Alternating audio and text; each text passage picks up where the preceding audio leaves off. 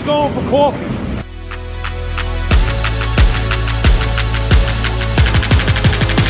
Who's going for coffee? So no one's going for coffee. Who's going for coffee?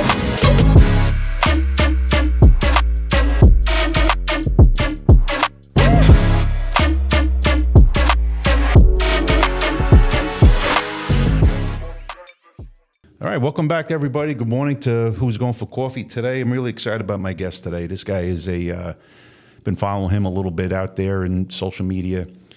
He's a great leader in the building trades. Bernard Callegari with 79 Laborers. What's up? How you doing, brother? I'm really happy that you came down.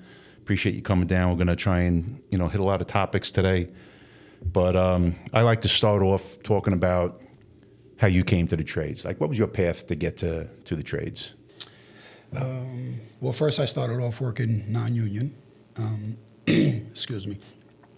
In 1998, my brother was a 79 member, and he met a contractor along the way. When I was ready to get to work and start getting my act together, he asked the guy if he'd be willing to hire me. It was a non-union company. It was just one of the subs that my brother came across. I guess at that point he couldn't get me into Local 79. And the guy offered me a job. He was paying me $15 an hour. And one of the things that stuck out, like right from the beginning, is that I had no experience and I was getting $15 an hour. And the Latino workers who had experience were getting $11 and $12 an hour. So right out of the gate, you saw that's a problem. I knew there was a difference, right? There was a privilege involved there where I was getting more money even though I didn't know what I was doing. Yeah. But at that $15 an hour, what were you doing prior to that? I think I just got out of jail. But you probably thought you hit paid there, right? Look, $15 an hour back then, and there's a whole story behind that too of why I thought $15 was a lot. Because where I come from, it's more than what most people were making. Sure. So you were kind of happy getting that? Yeah, I thought I hit the lotto. Sure, thought you hit the lotto. But when you look back now, knowing what you know now, and working the amount of time that you've worked in the trades, you can see now that you weren't getting nothing, man. For $15 an hour, like benefits were nothing, right? Representation was nothing. Zero. There was nothing. You were probably less than a number. I don't know how much you want me to get into this, but like when I worked for this company for 18 months, and we did excavation work, we did concrete, and we did demo, right? 3 really strenuous, physically strenuous jobs, right? No matter which one you were doing. Manual digging, demolition, or concrete. And one of the walls between the 2 stores we were demoing fell into the other store, right? You can imagine the whole wall is like leaning on the Rite Aid. And I ran up the wall to wrap a rope around it so they could pull it back. Not even thinking about my own safety. Like, that's how much I was willing to do just to keep my job. Yeah. For $15 an hour. For $15 an hour. So at what point in time did you be able to get into that great Local 79? Like, how long did you work there, non-union? 18 months. 18 months. 18 months I worked for them. Then I got let go. There was a whole long story there. I mean, I got on a prevailing wage job with them. I was working as a carpenter at the time, doing lagging, and they were paying me as a laborer. I didn't know I was getting beat, but I was getting $36 an hour back then, so I was getting more than double what I was making on the other job. So, same company, seemed like a home run. So I did that for a little while. The carpenters were trying to organize that company at the time, and my boss offered to put me in the carpenters union as a timberman at a second-year apprentice. And I remember the wage was like $14 an hour or whatever it was back then as a second year. And I said no, because I got used to the $36 an hour, And shortly thereafter, they got laid off. So that was it. So when my brother, the 79 opportunity, this is a story I told actually when you guys were organizing Start Elevator, right? At the, I think there was maybe a rally at Joey's Bar in Astoria. What was the name of that bar? Under the Bridge? The Trestle. No, the other one, the bar, Rockies. Oh, Rockies, yeah. So we were there. So I told this story because And this is important, I think, because it shows, maybe not, to everyone, but to some of the people that we talk to, like, I understand the mindset that even though you're getting taken advantage of, you don't realize it, right? I had a loyalty to my boss, both the one I just mentioned and the one I was working for before I got into the union, because it was another company, as if he was taking care of my whole family. Like, I would have done anything for him. And the second guy was paying me $10 an hour, right? So I'm working for $10 an hour at the time, and my brother calls me, and he says, you start tomorrow. Here's the address. This is with a 79 contractor now. And I'm like, what? And he's like, yeah, come tomorrow, just show up. First paycheck, we're gonna go down, we're gonna get your book. I'm like, I can't start tomorrow because I gotta give Pete 2 weeks notice. He's like, what? I'm like, yeah, I mean, I can't just quit on the guy. He's like, Bernie, what the fuck are you talking about? I got a job for you to get into the union. I'm like, yeah, but he just gave me 5 shirts. And he was like, just the same way you're looking at me. He was like, what the give him back his fucking shirts. Right. Needless to say, my brother was my older brother, and he convinced me that I needed to show up the next day. And I did, thank God, because I had no idea, right? What I was like holding on to, and I don't even know why I was so afraid to let that go to start on this new journey. The other thing too is you're a person of character that is a loyal person, right? So it's in your nature to want to do the right thing for this guy, right? You never want to burn a bridge. You never know when you're gonna have to cross back over that bridge, right? So we want to do the right thing, right? But there's times, and listen, when we do recruitments, that's part of the question in our initial application. You understand that you may not be able to give your prior employer notice, right? So it's just part of the gig, and it's a decision that you got to make. But I'm sure you don't regret making that decision. Definitely not. No. So what was your first job? Now you're at 79. You're a union guy. Yep, April 2001, Winter Garden Theater in Manhattan. It was the conversion from Cats was the show that was there, and it was going into Mamma Mia. Yeah. That was my first job. And what were you doing? A lot of it was demolition, some general conditions, a lot of chopping. I chopped out all the boxes. Yeah. And because I just came from the non-union world, like, I got my first paycheck. It was $25.55 an hour, right, back then. So I went from $10 an hour to $25.55 plus annuity, all the benefits that we have, the health and welfare, the pension. We had an L fund back then, was like our vacation fund. They couldn't stop me. I swear to God, they would have to tell me it was lunchtime and that you can't work. Like, you can't work through lunch. You're not allowed to work through lunch. Because I was so appreciative and so grateful. Yeah, that's awesome. That's great. Listen, you finally arrived. And I was like, I'm not going to blow this gig, man. This is the greatest thing of all time, right? No, totally. So when you think about 79, right? A lot of guys, even think about the elevator constructors. A lot of people out there don't even realize, hey, we're a trade, right? For one, and then don't realize what we do, right? So the laborers out there, just give the young guy, right? The young guy that's trying to make a choice of, maybe what trade he wants to get into the trades. Maybe has a couple ideas. What's some of those things that people don't realize that the laborers do? We all know what you guys do, and listen, you want to shut a job down, take the laborers off, that job's over. Guys are just so important to the job site. But what's some of those jobs that you guys do that people don't realize? That's the laborers doing that.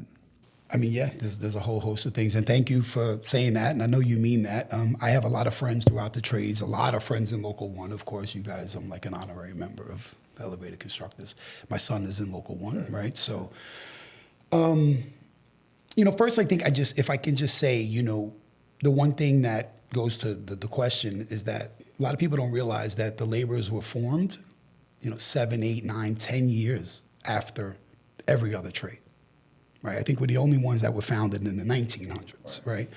And that's because nobody wanted us. Right, that's the truth, right? That's the true history of the formation of the laborers union, is that it was immigrants that people didn't respect, and nobody wanted them in their craft, right? So it took, imagine, 6, 7, 8, 9, 10 years before the laborers were able to form their own union.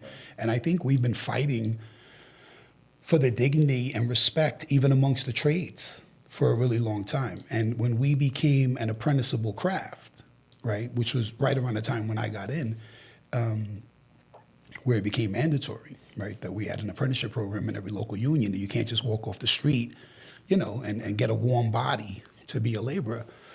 I think, from then till now, and I'm sure you know this, right, because you're in the trades, the laborers lead the way in a lot of ways. And I don't just say that because I'm a laborer, you know what I mean? And we may not be the most skilled, right, as far as how long our apprenticeship program is, the hours of training.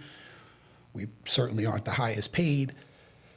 But the role that we play on the job, on a good job, right, because there's some jobs where, they're just, depending on who the contractor is or the CM, the projects are not all run the same. But if you're on a project and that project is safe, it's most likely because the laborers on that job are union, right? Because safety is huge, right? We do all the protection, all the cleanup, when material needs to be moved from one side to the other because people are working so the job can flow smoothly, so they can meet deadlines, right? It's the laborers they bring in to do all that work, right? And sometimes it's after hours, right? When no one's there, they're the ones working late. Laborers probably work the most hours on a project to make up maybe for a little less money that they make, But yeah, and as far as the work is concerned, I mean, not just 79, right? Because we're building construction, but you got the 731 that does all the excavation, right? All the infrastructure work, right? That powers the building, right? From the street to the building, and you got the concrete laborers that do all the concrete. Then you got us, right? We do all the general conditions, fireproofing, the demolition, the masonry, and the list goes on. I mean, in other regions, we're building bridges, building highways, Sure. So it's just not you guys walking around with running a broom. pipe, yeah. I mean, With a broom, right? That's a ridiculous. I love when people say that because I swear, I'm like, look, I've been on a lot of jobs. I've never had a long-term job, right? I've always been, whether if I was a steward or if I was the foreman, most of the jobs I was on were 4 months, 6 months, and then I go to another one. I invite somebody to come be a laborer for a few weeks. Without a doubt. Yeah, and you guys too. Listen, it's not just the laborers. I think construction in general is, I think a lot of people take construction for granted. They just ride over the bridge, not thinking about who risked their life to build it, Sure. or through the tunnel, right? We're about to do the Gateway Tunnel. We've been waiting for this for, decades now. Yeah, but you guys are doing a lot of the work that, a lot of the people from the nose to don't want to do it, right? Might look down a little bit, but, any person on that job site recognizes what you guys do and what you are bringing to that job site. And you go on these union job sites, or, you go on a job site where, we might be the only trade, or, maybe it's half and half or whatever. You can tell the difference when it's union laborers and it's non-union laborers. It's like night and day. It's like night and day. And I think part of that is, and to lend the contractors a little bit of the credit for that, right? I think the union signatory contractors also operate at a higher standard, Yeah. and they don't want their jobs to look like those jobs or Right. to be unsafe like those jobs. So, Right. they generally would have more laborers, right? Clearly more skilled laborers. And I think there's a pride in what we do in union construction that they don't have in non-union construction.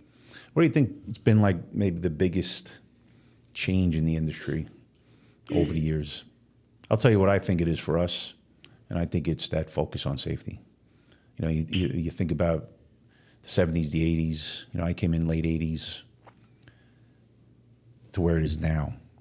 That mentality on safety, working safe, always being tied off, hard hats, toes, shoes, the glasses, right? I got to assume maybe it was no different with the laborers years ago, where it was like the Wild West on these jobs, even on union job sites, to where now, safety is just, man, you can't spray a cat without hitting, something that is safe. I got to assume that the laborers is no different, right? No, totally. And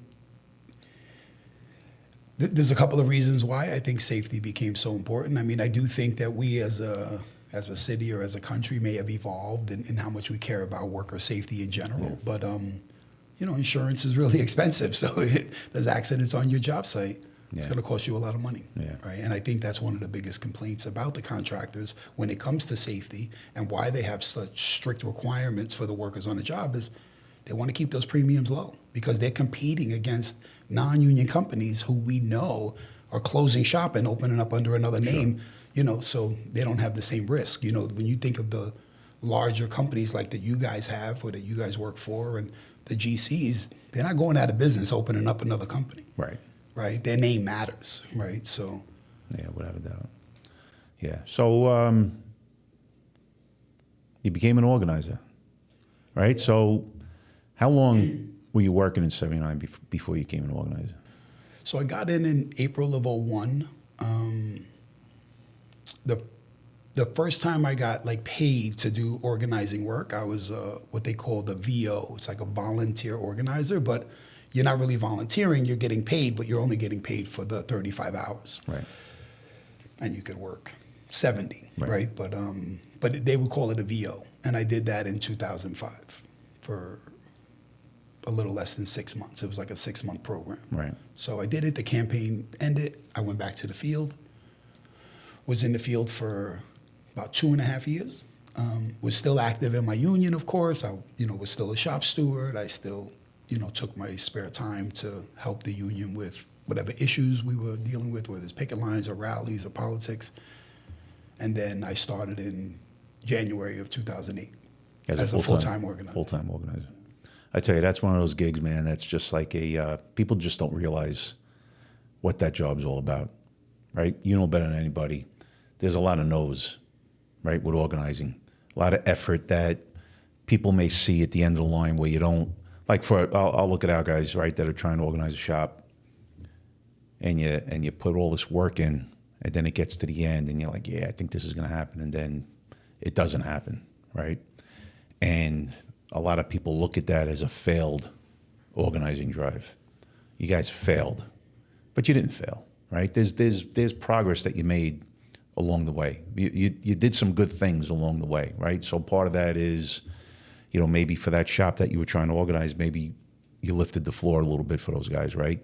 Trying to get those guys higher wages that, we're all working on a level playing field, right? So what are some of those challenges as an organizer, right, that you've seen over the years, that you've dealt with, that people don't really realize behind the scenes of the hard work that you guys are doing? I know you're putting in tons of hours, and it's weekends and it's nights, and it's, meeting people and dealing with people that are, that are lying to you, right? Yeah. You've dealt with all that. The organizer's the bad guy, that's for sure. Like, I've never showed up on a job as an organizer and was greeted. Right. And this is no knock to any of my, comrades that are business agents, right? But, as a business agent, you go to a job and, you're like the mayor, right? People are happy to see you. You're a rock star. You show up, maybe you bring some coffee, everybody loves you, right? When you show up and you're the organizer, the workers think you're there to take their job. The contractor knows you're there to cost them more money, Right. Put them out of business. So, it can get a little lonely sometimes, but not to complain. But I do want to say, and not just because I'm here, I watched the organizing efforts of Local 1 recently, in the last 4, 5, 6 years. And I just want to say super impressive, right, what you guys are doing. And I say that because drawing a line between like the laborers and, let's just say a specialty craft, right? Like the elevator constructors or the plumbers or, licensing crafts. Right. I think for us, it's an easy sell, right? Because we've been organizing and fighting for our work our whole life, right? Because that's what we do. There's nothing to hide behind, right? Right. You can come and be a laborer anywhere.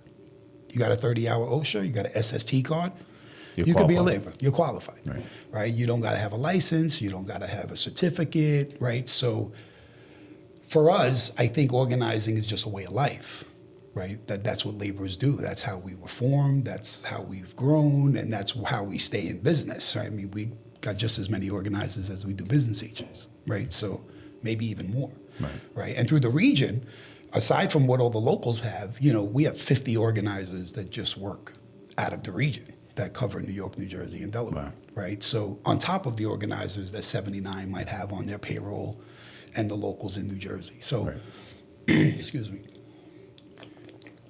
I want to say that there's, and this could of course be argued, and I don't want to be controversial, but I think a lot of the times when people hear organizing, especially rank and file members, they think that people are coming to replace them or take their jobs, right? And that's the fear, right? That we want to hold on to whatever we have, right, as a union.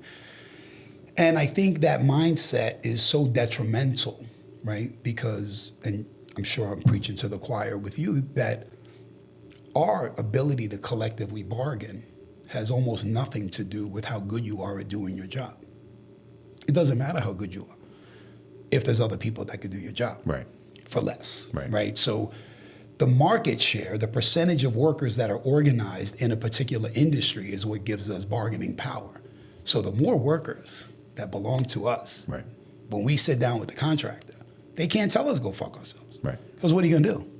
Right, but today, that's not the case, not even in your industry, right? We know that there's real competition. Maybe not as good, but when they're half the price, they don't have to be as good because you can get 2 for 1, you know? So I think it's really watching like local unions like yours, like do the work you're doing, gives me a lot of hope for the future of the movement because we all got to grow together, right? We don't want to be the last union standing. You guys are good on jobs that no one's good on. I mean, that happens a lot. But at some point, you can't be the only unions around, right? We all got to fight, and we all got to work together. Right. You know, part of the creation of this podcast, which is just a little tiny grain of sand in the whole scheme of things between, you know, for this, let's call it what it is, the labor movement.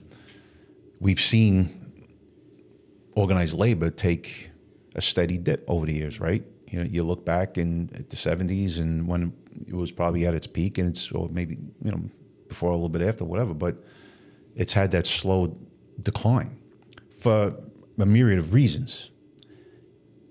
And we could sit there and continue to watch it decline, or we can do something about it, right? Fight back. And organizing is probably at the top of the list of what we need to do. There's a lot of things that we need to do. We got to be better at our job. There's a lot of things to do. But you know, my opinion is, and it's the opinion of a lot of people, that it's organizing that's got to steer that ship. And, you know, I'm grateful that you're saying what you recognize what we're doing. You know, that starts at the top at our IUEC, right? Heavy into organizing, and that when the top is focused on organizing, that trickles down to our locals throughout the country and here, right? And our manager Lenny and the staff upstairs are focused on organizing, and it trickles down to Brian and Maddie and, you know, the guys that have been organizers here. And listen, to watch what those guys do, you know, I've you know, sat in on meetings or been over I remember in Jersey that there was, you know, I'm just watching these guys. I'm like, holy mackerel, man, the amount of time and effort that they put in. And to think about other trades like yours, that could you imagine if you didn't organize, where would you be? Where would you guys be? You'd be dead.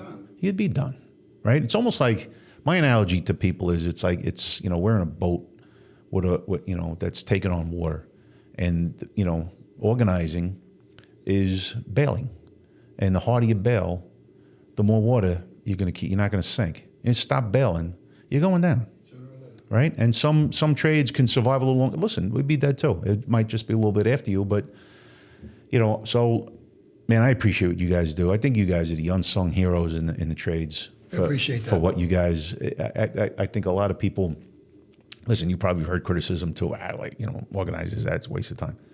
No, it's not. It's the exact opposite. And you guys are doing all this incredible, important work behind the scenes, right? Because people don't see. They only see that you're here and what's the end result, right? And sometimes the end result doesn't have to happen to make strides. Like for us, going after a shop, they didn't sign. Okay, you guys failed. You didn't fail, because now we raised the floor for some of these guys. Some of those guys we organized in as individuals. We grew. We became better because of that, what you'll call a failed organizing drive. It didn't fail at all. And we've learned some mistakes that we're not going to make next time. Well, and I don't want to cut you off, but I don't want to forget this. You said that before, right? You mentioned that, and I thought about it, and then I forgot. It's, you know, when we have an organizing campaign against a contractor, right? Like we had a large one with the Count Me In movement, right? That's a great example, right? And not to get into the details of all that, and not to rehash, you know, any bad memories or anything, but just because we didn't win, right? It's like someone coming into your neighborhood and picking on you, and you fight back and you lose, right? I mean, you lose. And then he picks on you again and you fight back and you lose. At some point, people don't want to mess with the person that's willing to fight back, right? Not everybody is willing to get into that engagement with someone, right? So, or do you just let them do what they want, right? Me, I prefer to fight back because it sends a message to other people. It ain't gonna be easy, right? Yeah, you can come, you might beat me, but it ain't gonna be easy, right? And I think that's one of the things that it does. When you go after a contractor, it costs them money too to defend themselves. They got to get lawyers. I mean, forget it. They got to get pay increases, right? They got to get benefits to their workers now. Right. The next contractor might not be willing to go through all that. Right. They might just be like, hey, look, why don't we sit down and talk? Right. Right. So, like you said, sometimes you don't get to see the victories, right? Because they're not so quantifiable in the moment. But we got to fight, and one of the other things I was thinking about, and again, I don't want to be super provocative with it, but, this is an opportunity to have, I think, a real candid conversation, is that when I hear leaders, right, talk about not wanting to organize, like first to your leadership that you mentioned, right, anyone that knows me knows I'm like a broken record. Like, I'm all about learning how to be a better leader, right? Because I believe everything rises and falls on leadership. If there's a problem with a basketball team, it's the fucking coach that's getting fired. Right.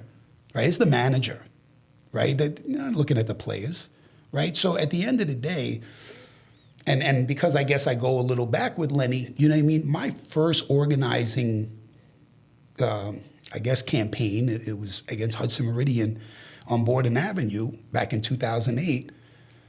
I remember you guys stood out of that job to help us out. And you were the only union trade on that job. You had nothing to win, everything to lose, right? And I remember Lenny speaking at our union meeting shortly before that, while I was still a rank and file member, when he first became the business manager. And he made a statement and said that he would lock arms with Local 79. And he has never divvied away from that. Nope. No matter what it cost, no matter how much slack he got for it, right? He's always stuck to his word, and that's what I remember, right? Yeah. So that's why, when we started with the Count Me In movement, and we got some of your guys that were, looking to organize and do good work, we opened our doors to them, right? Because we're partners, we're brothers in the fight, right? So, and sisters, right? Here we're brothers. Yeah. But I think that's super important. And to what you said before, we know that our trade is maybe a little different than other trades and we might have to fight a little harder, but any of the resources that we have, and I don't want to speak for any particular local, but we have no problem lending our resources, using our resources, helping, because we're all in the same fight, right, at the end of the day, and we do know that. Yeah. Right now, would I like, every union to put some players on the field? Yeah, that'd be great too, right? I mean, I think we could all chip in a little more and then have some more organizers out there because we're all going to sink or swim together. We are. Right. And then that is either the fortunate or unfortunate reality. Yeah. It's one big boat. But you said it before. You think that you see maybe a little turn, right, where things are starting to come back a little bit, right? We see it when we go out for outreach. For recruitments, right? We have a recruitment coming up. We're probably going to do something, maybe take applications in January, but we're starting to see when we go out to these schools, go out to these high schools, and we go out to these events, more interest in these young kids starting to realize not that college is a bad thing, because it's not. Both my kids went through college. Not for everybody, though. It's not for everybody, bro. It's not. And listen, the worst thing in the world is to go and pay a tremendous amount of money to college when you're not even sold on, the classes that you're taking. Like and it's difficult for a kid. It's not even difficult. It's almost impossible for a 16, 17-year-old kid coming out of high school to know what he wants to do for the rest of his life. It's a ridiculous thing to put on, and it is what it is, because now he's getting out of high school, he's becoming a young man or a young lady, and they got to now figure out what I want to do for the rest of my life. You have to live a little bit to experience life. You got to maybe meet somebody that's in an industry, or you got to, one day you're going to stumble across something or see something and be like, wow, right? And listen, we could go on a computer now, look at all the stats of people that go to school that don't use their degree, people that go to school and then fizzle out. Or do something else. And do something else. And then you got that money that, that's wasted. That, right? These kids that are coming out of high school that start the industry, whether it's whether it's going to college and going and becoming an accountant or whatever. We need accountants. We need all those people. To not have to waste 3, 4, 5 years of their life and be able to start right out of the gate with what they're going to do forever. Man, that guy, you listen, think about a kid coming out of high school that's able to secure an apprenticeship with the laborers, what he's going to be able to accomplish, right, financially for himself over time. It's astronomical amount of money. I mean, I was 28 when I got into the union. I was relatively on the older side, but shit. I mean, I look at my son. He was 18 when he became a laborer. He did that for a few years, and then an opportunity presented itself in Local 1, and he came through, and I mean, I think he understands, but I know I understand better what he has in front of him. I mean, this is like, we're talking life-changing. It is. It's generational wealth. Yeah, it really is. It is. And it's like, so like I said, when we go to these events and we start seeing that change, right? The younger guys starting to be a little more engaged where, 10 years ago, 15 years ago, when we did this, we'd go to these events and nobody's coming over to see us. They're like, not those guys. Those are the dummies that went to vocational school. We're not going to do that. And we're starting to see the change because school is getting so expensive, right? Maybe the parents can't afford whatever it is, but we're starting to see, shop class back in the high schools. Like I go back to my high school all the time, and I'm on a board, some kind of advisory board to help people, help these kids make the decision on what they want to do. And I see the change there, right? I see, shop class getting reintroduced. I see, things that they want to try and do to help these kids. They're not, they got to go to college. They don't have that mentality, right? They're open-minded to, there are other avenues to go. And so if you don't mind, I'll throw a little shameless plug in. Because we have a program that was formed a little over 5 years ago. COVID hit, so it took a little time to get off the ground. But I just had a meeting last week, Thursday, a week ago, with some representatives from Ocean County in New Jersey, right? We have one already in Long Island, but it's called the Liuna Learn program, right? And it's our curriculum that you implement into a 4-year program, 9th through 12th, right? And similar to a shop class, except it's the laborers. When anyone who elects to go into that program in 9th grade, they stay all the way through 12th grade. When they graduate, instead of entering the apprenticeship program at 60%, they get credit for that time. They enter at 80%. If they graduate the apprenticeship program, they get 25 credits towards college. So if they want to go on to be an architect or a project manager or something else in the construction industry, they can take that 25 credits and, have a head start. And we're about to implement it in the second place in our region. nice. So that's in one school district in Ocean County. So we're having the presentation on the 16th of September at the college, but it's for the vocational and the high schools. Right. We have one, I think it's in Roosevelt High School, don't quote me, but one of the high schools in Long Island, we already have the program. Yeah, I think that's an awesome idea. Yeah, no, hats off to John LeConche if you watch this. He's him and Bernadette, they run Liuna training, and it's an amazing program, and it does what you just talked about, right? Because it puts the emphasis back on, look, college is great, right? But let's give people an option that it's not go to college or work for minimum wage, right? That you can have a good life and a good career. Yeah. Not going to college. I didn't go to college. I got my GED, But didn't you stop said it me too. from having a career. So you guys have an agreement with whether it's a couple of schools.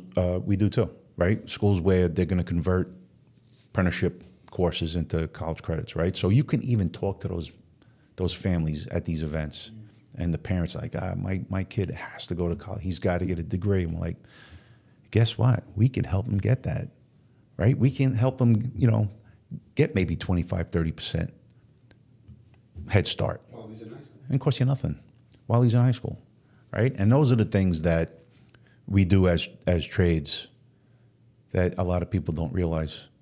I had that very conversation with somebody. He's like, hey, he's got to go to college. And I'm like, he can, and we can help him get there. Well, what do you mean? And I explained that to him. Like for us, we have agreements with probably 8 or 9 different schools, and it's anywhere from like 25 to 35 credits. I'm like, right out of the gate, 35 credits for nothing.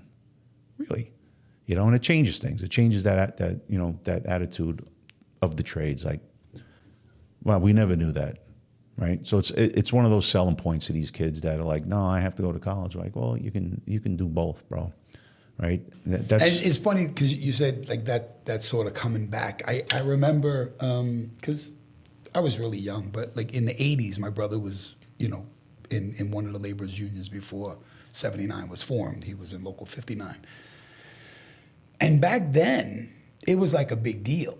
Like if you worked construction, like people looked up to you, right? If you told somebody you had a union construction job, it was really respectable, right? And I think as the market share declined, right, and now more people that work construction are actually non-union construction workers, I think it lost a little bit of its value, right, and a little bit of its prestige. But I think, you know, labor's on the rise, right? I think workers are fed up in all different industries, right? I think workers are tired of waiting for people to drop the crumbs from the top, you know, when they have an abundance and they want to pass it on. And I think workers want to fight for what's theirs. No, I think so. I think we're doing a good job doing it too. So, but you're not an organizer no more.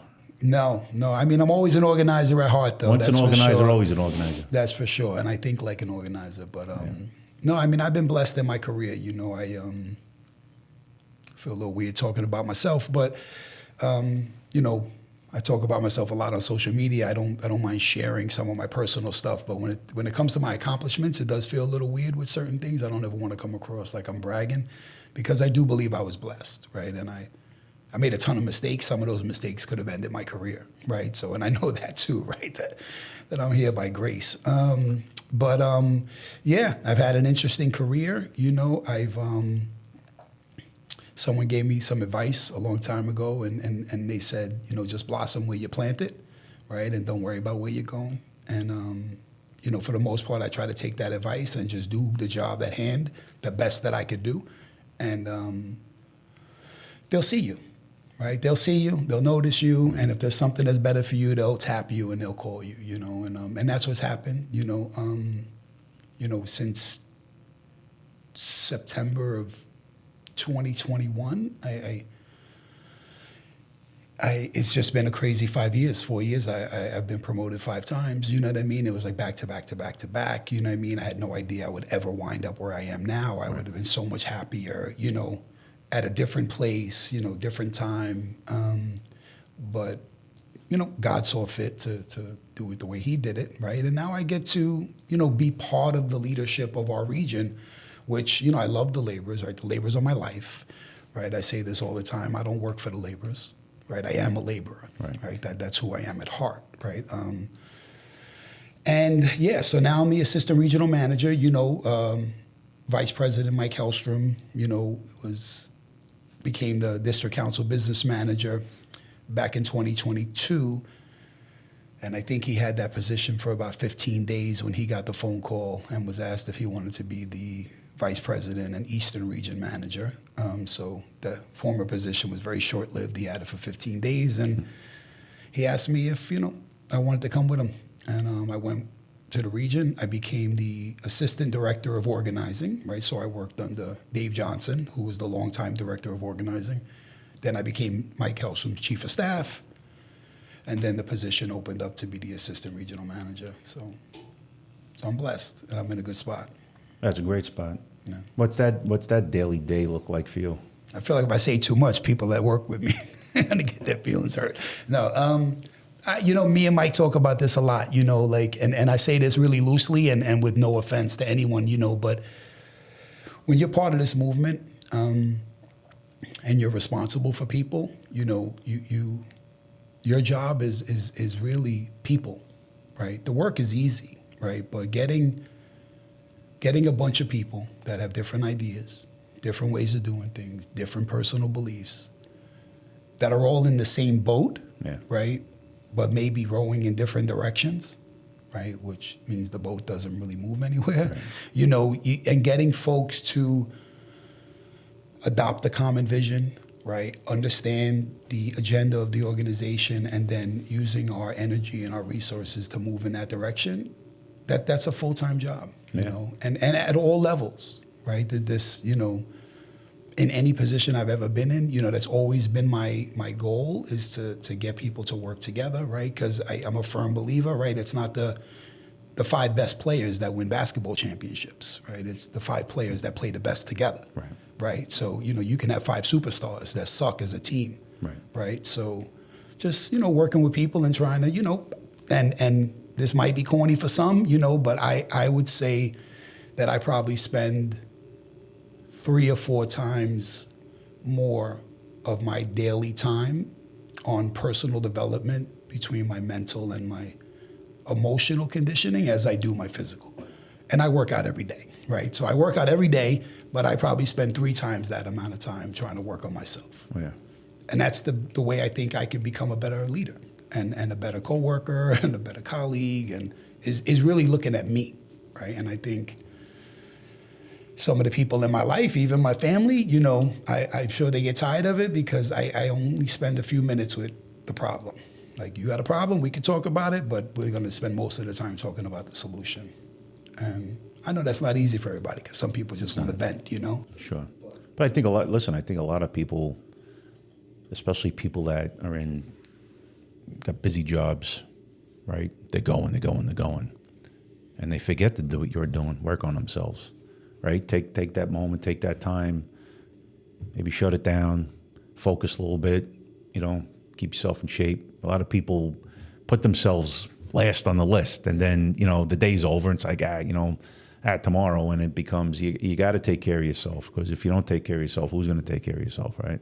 You got to do it. And listen, I see a lot of stuff that you put on there. It's pretty inspirational. What my message to you would be, keep going, bro, because I think a lot of people look and watch and get inspired by what you're doing.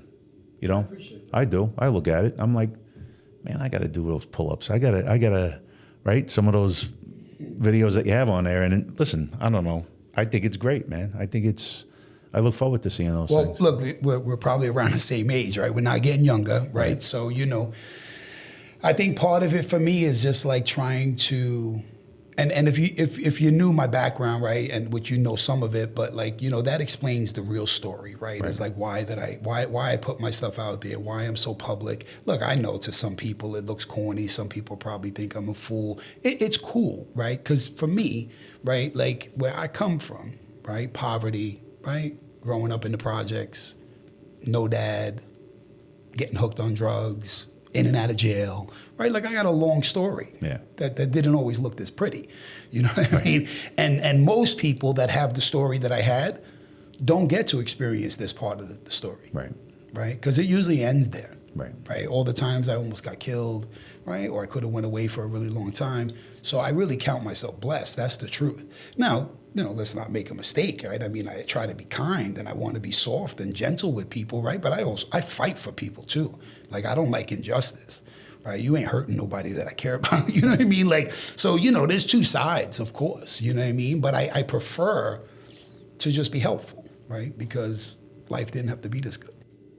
Absolutely, man. And I think I know you're helping a lot of people. I know there's a lot of people out there that look up to you and, see where you came from, and might not even say it, but if you can do it, I can do it. Right? That's the message, man. You're proof positive that, and you think about, you said it, you made a lot of mistakes in your life, but guess what? To be sitting here right now, you're a regional for a powerful union. Those mistakes had to get made along the way. Like, change one thing in your life and everything changes, right? So those mistakes and those things that you did in the past, same thing for myself, created this person who you are today, right?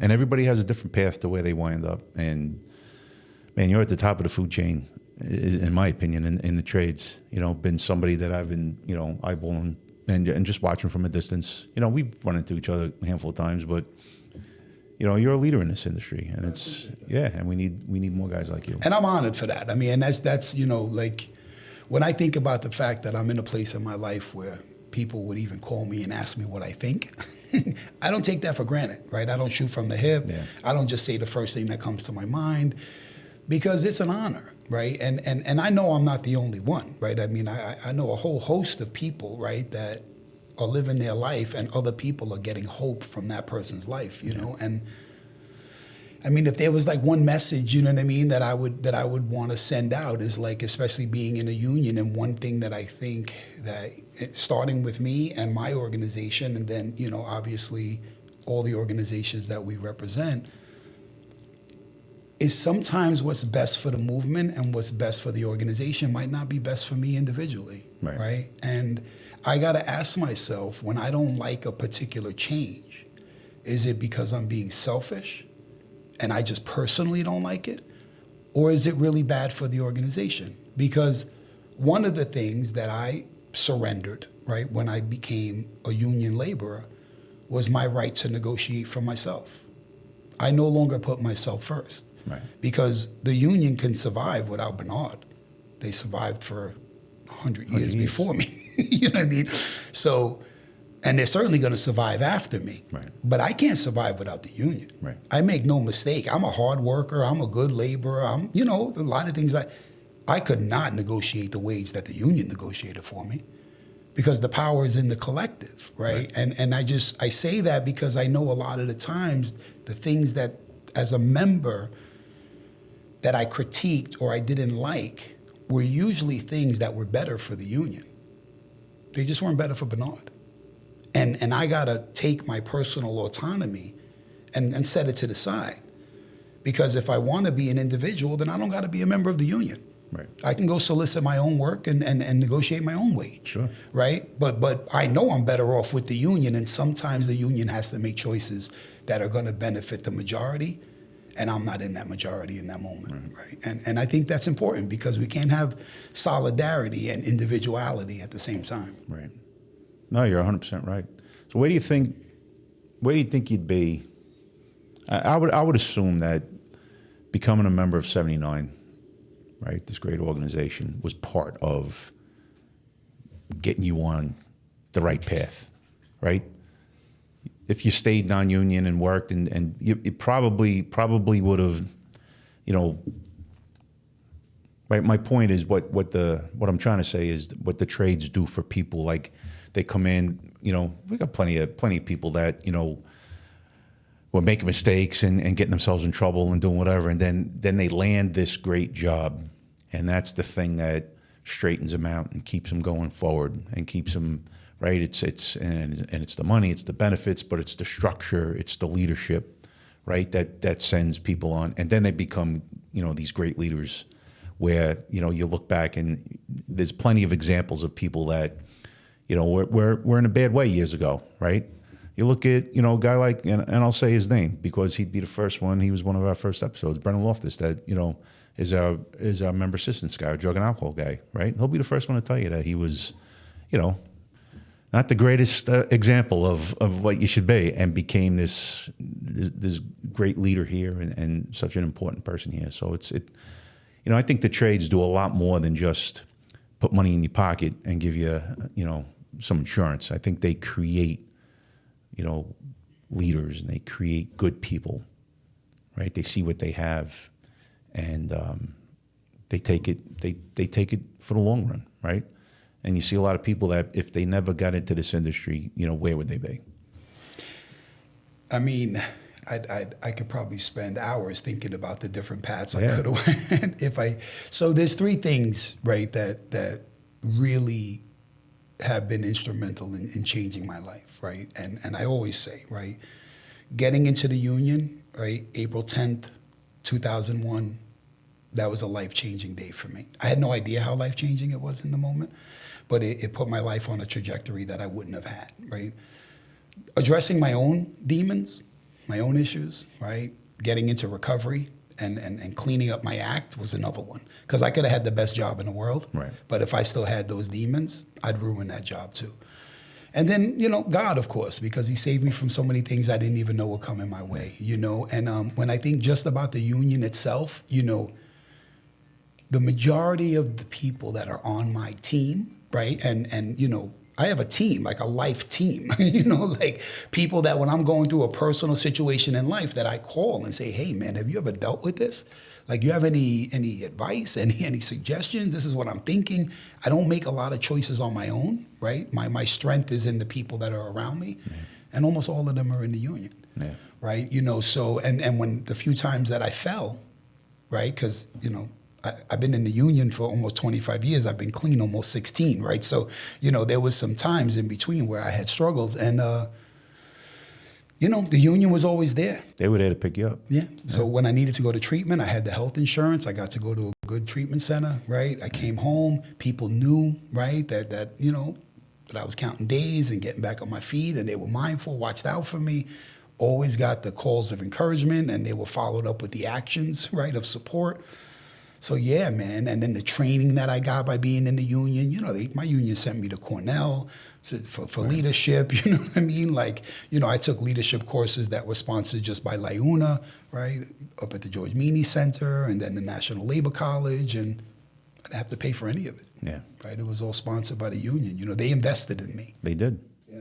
Yeah, their investment paid off, bro. Thank you, man. Sure I did, appreciate man. it. Yeah, no, It did. definitely. Listen, just to switch gears a little bit, we got a recruitment coming up, right? We're going to go out, we're going to talk to kids, and I got my message. We've been doing it for a long time. Which when we talk to them, what's your message to the young kid? You got a young kid. He's just getting out of high school, doesn't know what the hell he wants to do. How are you selling the laborers? What's your selling point? It's funny because we were just talking about this yesterday. So for the same reason that you mentioned earlier, Rich, and I don't know if this is the answer you were looking for, but for the same reason you mentioned earlier, right, that a young man or young woman having to decide what they want to do for the rest of their life at 17 years old is virtually absurd, right?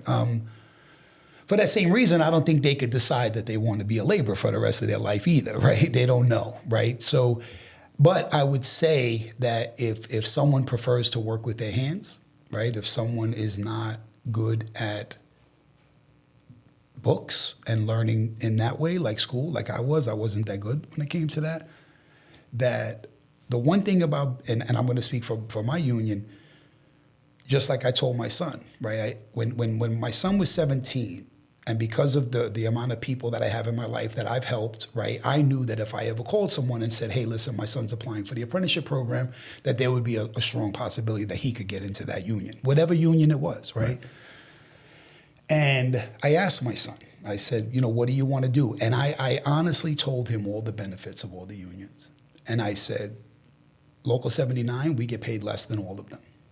We probably work harder than all of them. And we probably work more hours than all of them. But the difference is that there's a lot more room for you to find your purpose and make a difference in the lives of other people, right? We hire a lot more organizers. We have a lot more reps. We invest a lot more in different trainings outside of the craft. And my son said, you know what? At that time, he said he wanted to be a laborer. 3 years later, he fucking hated it. So, well, not even 3 years, maybe 6 months in, but he stayed, But so, I would tell someone that's young, listen, look, and we don't promote this because, of course, we want you to graduate the program, right? But look, if you graduate the program and you're a laborer for 10 years and you decide you don't want to do it, you got 10 years of annuity, you got 10 years of a vested pension, and you can go find another career. No harm, no foul, and you'll have no debt. Right, when you're going to look for that other opportunity. Listen, when we do these recruitments, right, we see guys all the time coming from other trades. We see it all the time. And when we see somebody coming that's either in the apprenticeship program with the laborers or maybe they're out and they're coming here, just like you said, do 10 years and then you're moving on somewhere else. We look at that and it's like right to the top. Like this kid, because, man, he knows what the deal is. He knows he's got to get up. He ain't afraid of working hard, right? All those things that you don't know about people. This kid's been a laborer for 5 years, 2 years, 8 years, whatever the case may be. He's already checking off tons of boxes, right? He knows the game. He knows I'm going to be dealing with the elements. He knows I'm dealing with getting up early. 6:30 starts, the whole bit. So, and listen, a lot of the other trades that, we'll get, guys, that come here, but when we see, a kid that's been a laborer, it's like, come on, man, bring it on, because we already know that you're on a 10-yard line already. We just got to punch it in. Yeah, no, right. He's already 100%. Checking off a tons of boxes. And I want to share this because I keep thinking about it, but I don't say it. But I want to say it. So I was right here, right. I mean, I forget the avenue, but it was really close to here about, I want to say 17 years ago. I was a brand new organizer. It was probably 2008, maybe 2009. I was with a seasoned organizer at the time who was close to one of your guys, Mike Halpin, right? And we were just talking. And at that time, my son might have been 11, 12, but I already knew that school wasn't for him, right? He was like me, he's my son. And I remember like saying, you know, I think, you know, my son's probably gonna wind up when he's ready, he's gonna probably come into the union. And he said to me, and we were literally right down the block, I think it was Skillman we were on.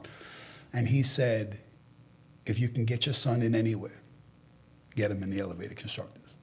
Now, this is before I knew anybody in the elevator constructors. This is before I met people in different trades. You know, I was a brand new organizer at the time. And then to think that life would come full circle to where I would be in a position a few years ago to be able to have my son, you know, come sign up for the apprenticeship and then become, you know, an elevator constructor, it blows my mind. But it was something that was known for years, right? Like, you guys are the cream of the crop.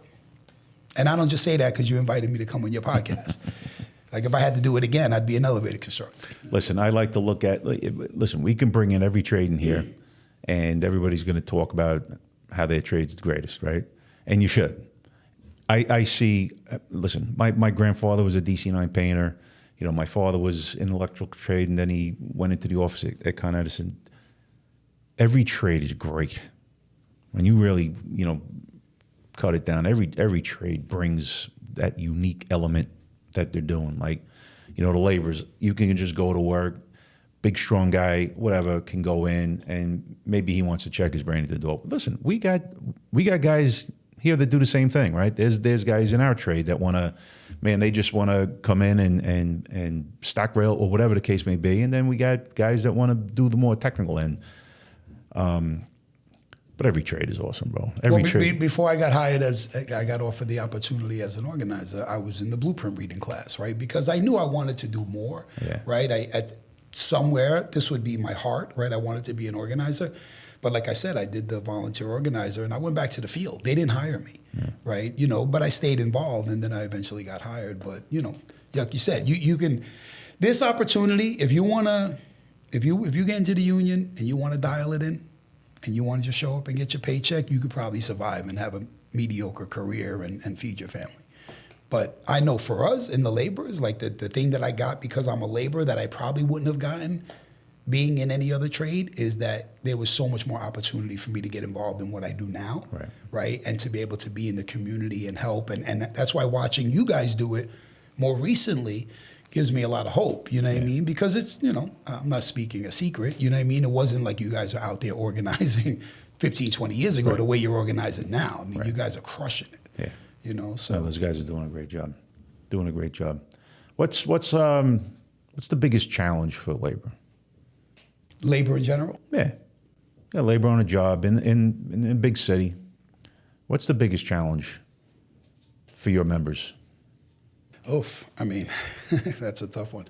I mean, of course, the first thought is, you know, the power of the non-union construction world, right? Corporations got a lot of power, man. You know what I mean? Politics, the whole bit. I don't want to get too much into that, but, you know, that's a big issue. But I would say the number one problem or obstacle is that we can't row in the same direction. We just can't. And Count Me In, I think, displayed that. It displayed the good and the bad of it, right? And I think, you know, not because I was a part of it, you know, but just being in the union for 25 years at this point, you know, that was the largest showing of solidarity that I had ever witnessed, right? The one, I think, before that most people talk about was Roy Kay. Right, and I wasn't around for that.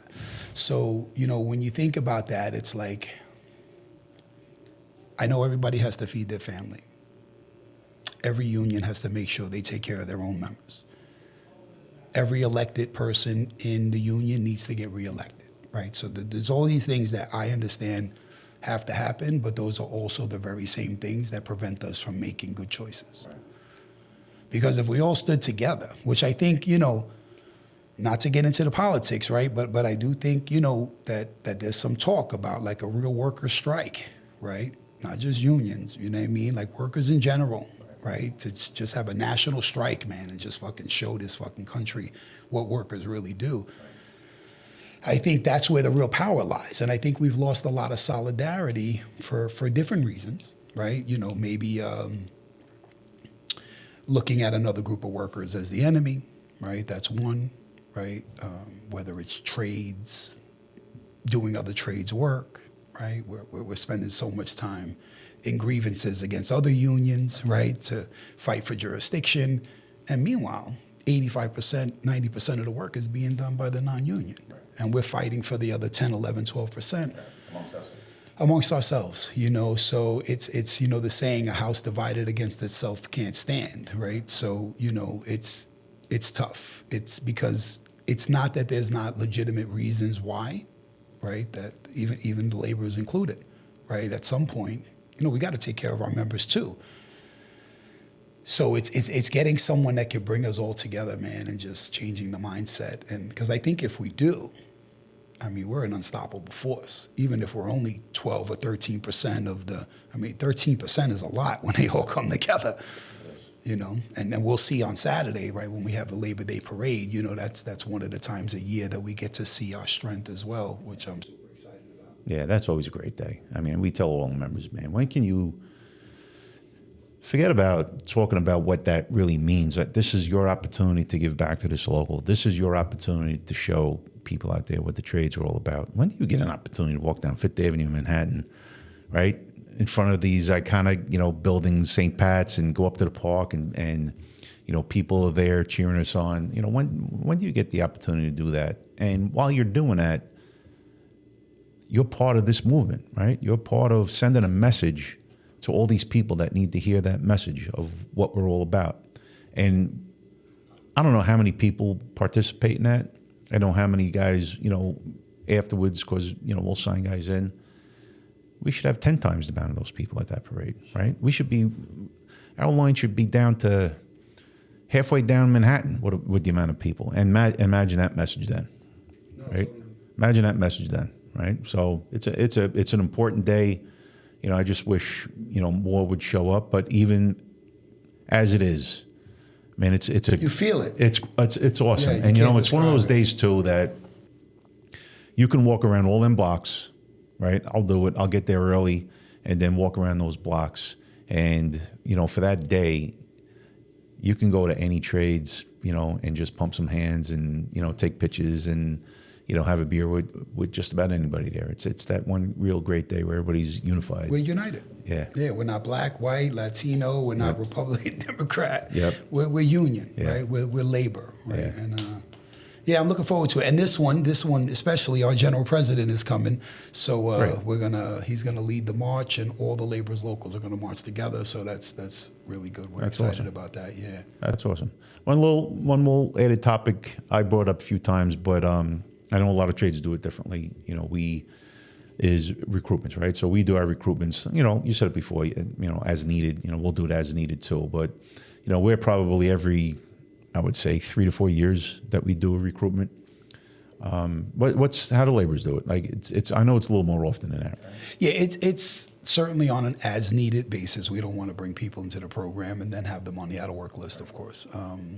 But it's traditionally, and I don't want to speak for the training fund, but so I'll say this loosely, don't quote me on it, but we typically do at least annually. Sometimes, if it's been busy, we've been, doing 2 in a year, right? 1 every 6 months. And we either open it up to 1,000 applicants or 2,000 applicants.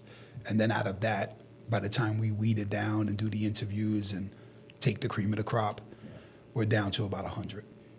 Down to about 100. 150. And what's that procedure? Is there like is it an online application or are we do it online. Yeah. Right. So a kid listening right now that's interested, he'd go to Local 79's website. He would go to the Mason Tenders Training Fund. Okay. You can just Google Mason Tenders Training Fund, mttf.org. On there, that'll have a spot on the page. I'm not exactly sure where, but it'll say apprenticeship opportunities or upcoming class, or you can, I think there's a spot where you could put your email if you want to be notified. You could always call the training fund. But we get about, when we open it up to 2,000 applicants, it's probably done within the first 5 to 7 minutes. Yeah, it goes quick. Yeah. So it's open for 10 days, but it's done within Right. 5 minutes. So there's that many. That's why when they say there's a worker shortage and propaganda like that, Right. I just think there's a shortage of workers that are willing to work for minimum wage. But there's not a shortage of workers, There's not. because when we put out that call, I mean, if we're getting 2,000 within 5 to 7 minutes, I mean, imagine if we kept it open all day. I mean, you're talking hundreds of thousands of people. You're 100% right. Now, our last recruitment that we did, I would think it was 22. We had a new system, and it was a system that we built, right? So it's now ours instead of using a third party that handled the traffic. So being that we built it, now we have all the access to all the analytics, all the data, right?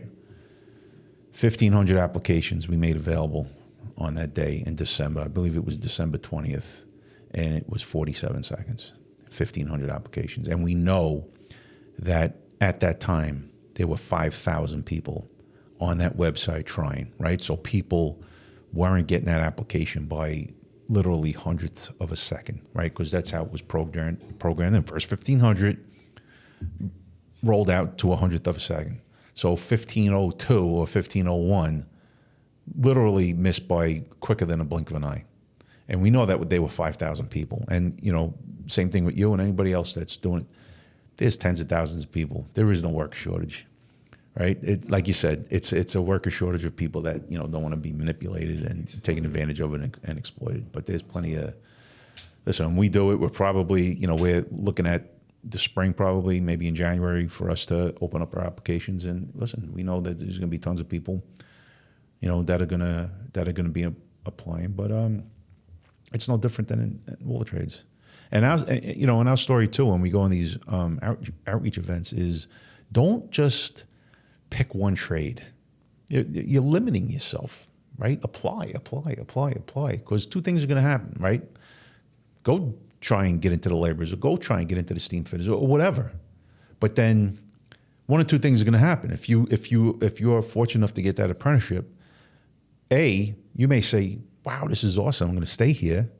Or B, it's your stepping stone to get somewhere else, because you're bringing that trade-related education. You're bringing that trade-related work experience that, for any trade. I'm sure if, an elevator guy said, "You know what, I'm tired of that. I don't want to do that," and they go apply somewhere else, they'd welcome that person in. Just like, we see a laborer come, or somebody from the electricians or the iron workers, or whatever the case may be.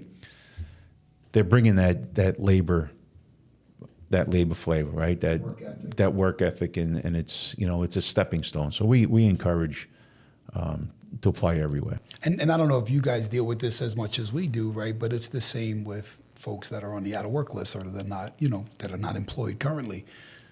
We have a lot of different types of work we do, right? And we work all over the 5 boroughs. You can't be selective, you know what I mean? That's, and it's unfortunate. And I know for us, like, the word on the street is, GC Manhattan is the way to go, and if you want to wait for that job, I guess that's okay, right? But know that you might have to wait a little longer.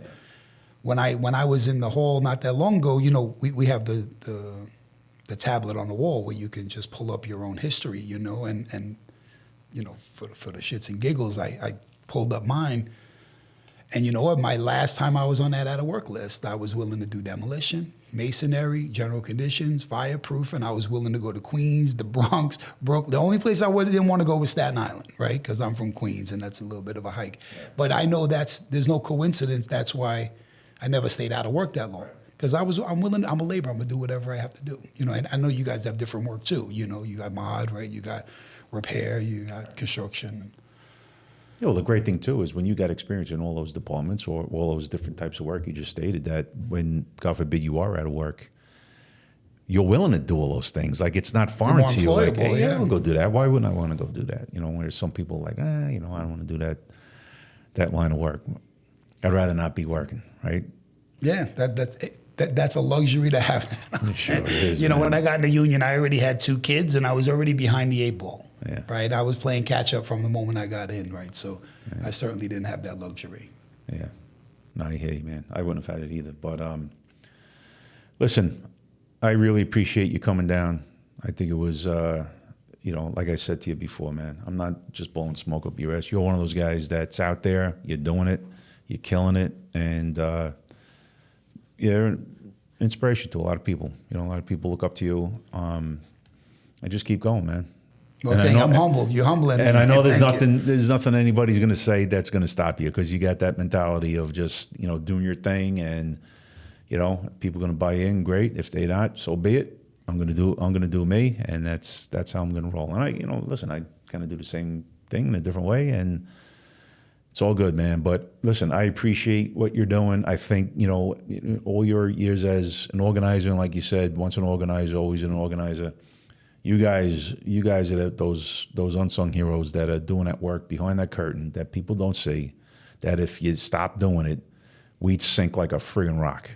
We would go right down to the bottom, all the trades. You know, some might hang in there a little longer than others, but I think it's the lifeblood of, you know, keeping us going. Not only keeping us going, but seeing that rise, right? When you think about the rise, man, I want to experience the rise. But think about the good things. If we can get this thing back to where it was, man, imagine how great it's going to be, right? The amount of work and being able to provide for so many people, and providing opportunities for people that may not have gotten those opportunities, right? People that, you know, not just people that know somebody, right? That kid off the street, that kid in that crummy neighborhood, you know, that young lady, that whatever. There's room for everybody in the trades. There's room for everybody, right? We're trying to put our best foot forward. You know, I just applied for a grant to, you know, focus on attracting females into our industry. But listen, I don't know where you guys are at, but I think all the trades probably a little below the number. We're not where we want to be, but I think we're far ahead of most. That's for sure. Well, and we're in a good place, but we know we could do better. We know we could, you know, get the word out better, prepare people more. Yeah. If I could just throw a quick plug Sure. in, you know, Pathways to Apprenticeship is a program that, you know, it's its own program. It's its own pre-apprenticeship program. You know, it was originated by the laborers because we felt the need, right, to go into the communities that might have been overlooked and give people coming home from jail or you know, justice affected an opportunity, right, to turn their life around. And, you know, 14, 15 years later, right, the program is a success. It's part of the Building Trades ARC program, the apprenticeship readiness. What's the C stand for? Cooperative, I think. You know, we take people through a rigorous 5-week program, right? Where, you know, if you make it through that program in 5 weeks, you're ready. Because we don't tolerate lateness. We don't tolerate absenteeism. We don't tolerate negative attitudes. You know what I mean? Like, we make sure you get the creme de la creme when we send somebody. So, you know, that's just one of the things that we're trying to do to create opportunities for women, right? Women are an overlooked, you know, population when it comes to construction. And there's a lot of women out there that put some dudes to shame, you know what I mean? They do. And, you know, so I just think creating the opportunities, right, and removing any barriers for anybody that may want to join our trades is super important. Yeah. Listen, anybody that points the fingers at the trades and you know, you guys aren't diverse or you're not, it's they just don't know what the hell they're talking about. No, it's rhetoric. It is. And, you know, we're all doing our part, and we all could do a better job. I know we could do a better job, and that's part of, you know, this program that I'm trying to put together here. But, yeah, bro, thanks. Nah, you're welcome. Thanks for Thank coming you. down. I appreciate it. You're a bolt of lightning with energy, and, you know, just keep going, man. No, definitely, man. Keep doing fighting. this, man. I wish you a lot of luck getting the word out. This is super important, man. And if I could just end it by saying, look, for anybody that does listen, we all got a story, right? And we all got things that we went through that some people don't even know anything about, right? But we give those things power when we share them with other people, and we give other people the opportunity to learn from our mistakes. So whatever we did, whether it was a mistake or something that we went through, It didn't happen in vain, right? If you share that with somebody else, right? And I think that's what gives it the power. That's why I'm so willing to be open about my life, because it already happened. Sure. What am I ashamed about? You know, I mean, I already did it. That's right. You know, but if I can help someone else, give someone else hope, and this show is clearly going to be doing that for a lot of people. So Yeah, we gonna hope so. Keep it in my prayers. All right, bro. Let's get that boat going in the right direction. Yeah, no, let's all start rowing, man. All right, brother. All Thank right, you. Rich. Thank you, man. All right, pal. Who's going for coffee?